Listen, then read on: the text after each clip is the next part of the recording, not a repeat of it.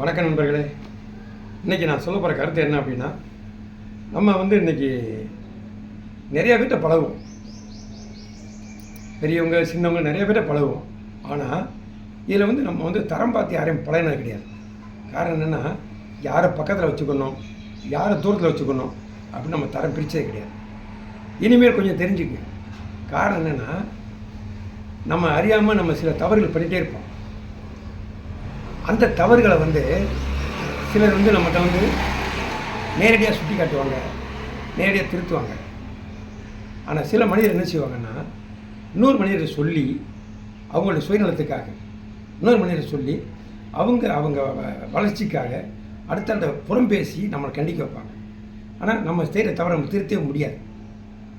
இது என்ன ஆகும்னா, இப்படி ஆளுகளை நம்மளை முகத்து நேரம் கண்டிக்கிறவங்கள பக்கத்தில் வச்சுக்கணும். நம்ம அடுத்த சொல்லி கண்டிக்கிறவங்கள, நம்மளை திருத்துறவங்கள அங்கே தூர வச்சிடணும்.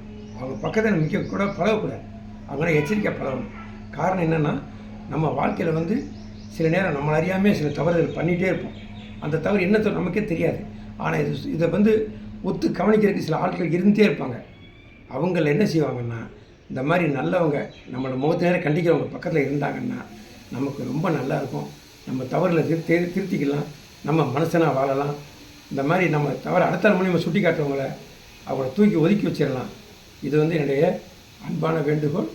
உங்களுக்கு இந்த வீடியோ பிடிச்சிருந்துச்சுன்னா லைக் பண்ணுங்கள், ஷேர் பண்ணுங்கள், சப்ஸ்கிரைப் பண்ணுங்கள். நன்றி.